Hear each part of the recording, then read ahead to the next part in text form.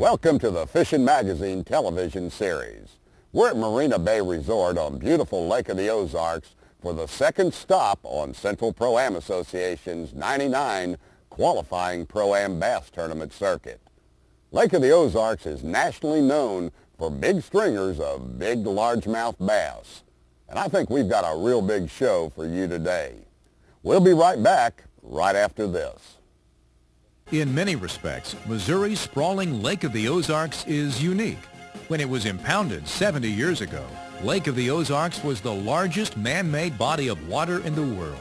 Today, it's one of the most heavily developed lakes in America, but it remains one of the country's best bass fishing lakes and a premier stop on the Central Pro-Am Tournament circuit. This year, Lake of the Ozarks is the second event of Central Pro-Am's 10th anniversary season. A full field is on hand, and as usual, a primary topic of conversation is the weather. A violent storm with gale force winds wreaked havoc on the Osage Beach area during practice, and no one can be certain what effect that will have on the fishing. But if nothing else, the Pro-Am anglers are getting used to dramatic weather here. For the past 2 years, the weather during the Lake of the Ozarks Pro-Am has been miserable, but the fishing has been phenomenal. In fact, unprecedented in Central Pro-Am history. For the past 2 years, it's taken over 40 pounds to win, and the 4 heaviest one-day catches in Central Pro-Am history have been recorded in those tournaments. Central Pro-Am's all-time single-day record was set by Jackie Davis with 28.15 pounds on day 1 in 1997, when swirling winds, rain, and hail pelted the area. The second heaviest one-day catch occurred a year later, when Jim Akins brought in 26 pounds on the cold, rainy first day of a blizzard-shortened tournament in 1998. The third highest one-day catch was Kirk Washburn's 25.9 pounds on day 1 in 1997, a mark that broke the existing single-day record and remained the Central Pro-Am standard for about 30 minutes, until Jackie Davis weighed in. Washburn finished third in that tournament, behind Davis and Dave Krisenberry, who, by the way, weighed in the fourth heaviest stringer, 25.15 pounds on day 2 of the same tournament to leapfrog Washburn in the final standings. And just for the record, the 5th heaviest stringer and the highest from any other lake was Allen Head's 25.05 pounds on day 2 of the Grand Lake Pro-Am in 1996. In practice, many of the Pro-Am anglers have been catching big fish, but 1998 tournament winner Jim Akins isn't one of them. I have probably had as bad a practice as I've had for several tournaments. I've caught a lot of fish, but all the fish are small. My strategy is going to be the same as last year. I'll pitch my jig, and I'm fishing just about the same water as I fished last year. The fish are there. Occasionally I can catch one of them. I'm just hoping for some good weather that'll make them turn on. Brian Snowden has been fishing the Pro Division for only 2 years, but already he's making his mark. He won the Dardanelle Pro-Am in 1998, and already this year he finished second in an early season Everstart tournament on Lake of the Ozarks. Fishing's been fairly tough for me, only catching a few good fish, which is only a 3-pounder, and that's not very good for this lake. A few of those a day, and then the rest are just Kentuckys that are keepers. Last year when I was up here and I did real well, it was a cloudy, windy day. We've had those days in practice, and the fishing just hasn't been what it was last year. I still expect to see the mid to high 30s to win this tournament. I would say 36 to 39 pounds would probably win it. You know, someone always figures something out no matter what. The morning of day 1 is chilly and overcast, but the prospect of catching big Lake of the Ozarks bass has anticipation running high. Defending title holder Jim Akins is out with the second flight and heads to the area near Hurricane Deck Bridge that produced his winning stringer in 1998. Immediately he starts catching fish by working the rocky bank with a brown jig. But unlike the year before, all the fish he's catching are small. At this rate, the big ones will have to turn on for him to have a chance of retaining his Lake of the Ozarks title. Jackie Davis starts today with a big spinnerbait, hoping to take advantage of the pattern that produced his 1997 triumph. But today, it's no-go. Davis is going to need a more productive pattern if he's to be in position to win his 5th Central Pro-Am title. Brian Snowden normally does well at Lake of the Ozarks, and today he's already off to a fast start, nailing his first keeper while other Pro-Am contestants are still taking off. Unfortunately, his good fortune doesn't continue. As the day progresses, Snowden and amateur partner James Borer are having trouble getting strikes, and when they get them, the bass are all too small to keep.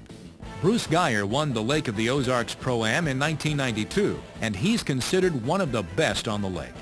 Today, Geyer's sticking to the pattern he established in practice, flipping into the heaviest shallow water cover he can find. But it's not producing results. So far, he has only 3 small keepers, and he'll need more than that to be in the running here. Roger Fitzpatrick has run up the Osage River, where he, like Bruce Geyer, is flipping a tube jig around heavy cover in shallow water. But so far, the pattern is paying off for Fitzpatrick. He already has one big fish, and if he can come in with a limit, he'll be in good position to contend for the first day lead. Greg West and amateur partner Billy Joe Boley are Carolina rigging along chunk rock banks in wind-protected coves. West is already well on his way to a limit with 3 keepers, but unfortunately, this one won't help his cause. A short time later, Boley gets a solid strike, and his bass is a keeper, his first of the day. Joe Bidnick and amateur partner Mike Bennett are fishing crankbaits along flat chunk rock banks. They, like many others, are getting strikes, but the fish they're catching are all non-keepers. When the Pro-Am anglers return to Marina Bay for the Day 1 weigh-in, Ron Foss, the amateur division winner at Bull Shoals, comes in with this 5-pounder and 3 other fish to take the lead with 10.5 pounds. But he's soon challenged by Larry Wickersham. 10.90 pounds, new leader in the amateur division, Larry Wickersham from Afton, Oklahoma. Later in the first flight, Lance Pendergraft arrives with this 6-pounder and 4 other keepers to make his bid for the lead. Ooh, got a big old kicker fish like that. And got 4 more to go with it. I'd say Larry Wickersham's lead is gone. G-O-N-E. Looky here, 15.65 pounds. That's a new leader right there in the amateur division, Lance Pendergraft. Paul Loveland has only 1 keeper, but it's magnificent and weighs in at 7.65 pounds to take the amateur division big bass lead. John Bond has only 2 fish, but they're both quality bass that move him into the thick of the amateur division race. In the pro division, Dave Munganast establishes the early standard with 11.95 pounds. Defending title holder Jim Akins has a limit, but it weighs only 10.35 pounds, and he settles into 2nd place. A short time later, John Kramer comes in with a limit to challenge Munganast's lead. You're the first limit to come across the stage today. Cool. Cool, yeah. New leader? Looky here, everybody. This guy's figured them out. 14.10 pounds. Ladies and gentlemen, that's your new leader in the pro division, John Kramer. Next is Tim Sonato, whose catch is anchored by this 7.5-pounder. 15.35 pounds. New leader in the pro division, Tim Sonato. Sonato's lead doesn't remain unchallenged for long. Troy Aikens soon comes to the scales. He wants to win a title so he can fish the Titleist Pro-Am coming up in June. How many we got? I've got 5. Get your cameras ready. They got to weigh 23.40 pounds to take the lead. I don't know if they'll do that. You don't think they'll do 23.4? They might. Well, the real lead right now is 15 pounds, so 20.60 pounds. Get some of those fish out of there. This is what Lake of the Ozarks is all about. Put your hands together, a new leader in the pro division, Troy Aikens. A few minutes later, Roger Fitzpatrick comes in with this magnificent bass that tips the scales at nearly 7 pounds. It's the second big bass right now in the pro division, but more importantly, he's got a limit. That's a big kicker fish right there. Oh, look here, but there's a little bitty baby in there also.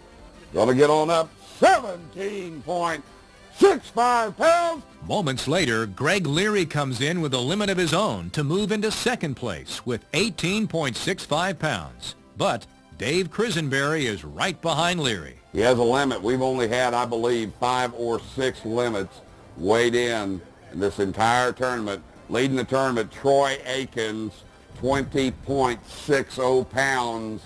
Have you got that? I don't have that. You don't have that, he says. What do you think? 20 pounds? Got one little one in there. But here it goes. 19.10 pounds. That's second place right now in the pro division. Dave Christenberry, put your hands together for him, folks. At the end of the first day, Troy Akins sits atop the Quantum Pro-Am scoreboard with 20.6 pounds, giving him a 1.5 pound edge over Dave Christenberry in second place. Completing the rest of the top 5 is a trio of capable Missouri anglers, Greg Leary, Roger Fitzpatrick, and Tim Sonato. In the rest of the top 10, Kansan Bill Dillon holds down 6th place with 15.2 pounds, giving him a cushion of less than a pound over Larry Seeger, John Bullock, and John Kramer. In the amateur division, Lance Pendergraft holds down the top spot with 15.65 pounds, and he holds a commanding 4.5 pound lead over John Bond, with Larry Wickersham, Ron Foss, and Mike Zimmerman in hot pursuit. In the rest of the top 10, barely a pound separates defending title holder Chris Seiler in 6th place from Brad Richmond in 10th. Stay tuned for exciting Day 2 action. We'll be right back. It's now time for Bass Fishing My Way, brought to you by Daylight Donuts, the best donuts around. There are few anglers as capable with a jig as 1998 Lake of the Ozarks winner Jim Akins. And there's always a lot to learn when he explains how he fishes a jig his way. Everybody looks at it as a simple bait, but a jig is really a real complicated bait because of the way fish bite it. It took me years and years to learn how to tell when a fish was really biting a jig. The rod is something, that's the most important part of it. I fish with a 610 because a 610 really fits me and fits my feel. This particular rod's got a little more tip in it than most heavy action rods, but I want a pretty stiff rod because you can feel a lot better with it. I don't like for line to make any noise in the water, and the bigger line, in my opinion, makes a little noise in the water. I fish with Tournament Series trilene line. It's photochromic is what it's called. It's a kind of a gold-colored line, and it's supposed to be invisible under the water. Well, I need to be able to see my line because so many of these times the line will just move a little bit, or you just get an idea that the fish is there. On the morning of Day 2, the weather forecasts have proved right. A cold front moved through during the night, shifting the wind to the northwest and dropping overnight temperatures dramatically, both factors that could affect the fishing.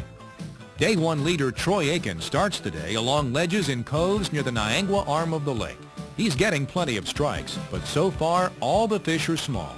In the past 2 years, the patient, determined Akins has emerged as one of the best jig fishermen in mid-America. And Lake of the Ozarks, with its stained water and shallow boat docks, suits his style to a T. Dave Christenberry started the day in 2nd place, and this morning he's throwing a light jig and working it slowly off the bank in pre-spawn staging areas. On Day 1, Christenberry's bass averaged nearly 4 pounds apiece, but today the ones he's catching may have the heart of 4-pounders, but that's all. John Kramer started the day in 9th place, 6 pounds behind Troy Akins. Unfortunately, Kramer's day is not going as well as he'd hoped. Like many of the other Pro-Am anglers, he's getting strikes, but the fish he's catching are all non-keepers. But after a cold front, Carolina rigging is one technique that can produce big bass when other methods won't. Lou Treat is proof of that. The 36-year-old Ranger employee started the day far back in the pack, but he's already caught one giant bass on a Carolina rig lizard, and he's on the hunt for another. If he can get one more big fish to hit, a top 10 finish is a distinct possibility. When the anglers return to Marina Bay for the afternoon weigh-in, it's quickly apparent that the race for the amateur division title is wide open because first day leader Lance Pendergraft has come in without a keeper.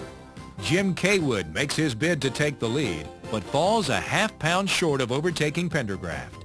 Then, just as quickly as the door of opportunity seemed to open, it slammed shut. Because once Larry Wickersham steps to the stage, the battle in the amateur division is, in a word, over. He has the limit. Here it goes. 4 points. What must be? 16.50 pounds. Ladies and gentlemen, 27.40 pounds. A new leader in the amateur division, Larry Wickersham. In the pro division, Lad Shannon is in with the first flight and quickly challenges Troy Aiken's lead. Oh my, looky here, 20.50 pounds. There they are right there, ladies and gentlemen, the new leader in the pro division, 31.70 pounds, Lad Shannon. Greg Leary was in third place after day one with over 18 pounds, but today he has just one keeper and falls out of contention. A similar fate befalls Dave Crisenberry, who comes in with only 3 keepers and has to settle for a 2-day total of 26.55 pounds. Later in the first flight, first day leader Troy Aikens comes to the scales. How many we got? He has the limit, $12,500 on the line, leading the tournament right now, 31.70. Get out, 18.35 pounds, 38.95 pounds, a new leader in the pro division, Troy Aikens. Once Aikens weighs in, the outcome of the tournament is no longer in doubt. But as on day one, anglers in the third flight are prepared to set off some fireworks of their own. The first to do so is Lou Treat. 8.15 pounds. Oh, that's a beautiful bass right there. A short time later, Alton Wilhoit brings in another monster bass. 8.15 pounds. It's a tie for big bass. Finally, Cecil Kingsley, the last angler to weigh in, stuns the crowd with the biggest stringer of the tournament. Well, you know, I caught a lot of fish yesterday, and I still was practicing today, and I found out the pattern that would work for the big fish, and it had to do with the coldest water you could find that was being mixed with the strongest wind that you had on the lake. And it had to be a point with pea gravel, but it had to have at least 30 feet, maybe 60. And the big fish are all over those spots waiting to go in. It's in the record books now. Troy Aikens wins his first Central Pro-Am title with an impressive 2-day total of 38.95 pounds, more than 7 pounds ahead of runner-up Lad Shannon. Cecil Kingsley's second-day charge carries him to third with 27.25 pounds, followed by Dave Crisenberry and Dave Munganast. In the rest of the top 10, Bill Chester leads the way in 6th place, with Bob Carnett, Tim Sonato, Roger Dial, and Greg Leary close behind. In the amateur division, Larry Wickersham's second-day limit carries him to his first Central Pro-Am victory with 27.4 pounds and an amazing 11-pound edge over runner-up Dave Smrecker.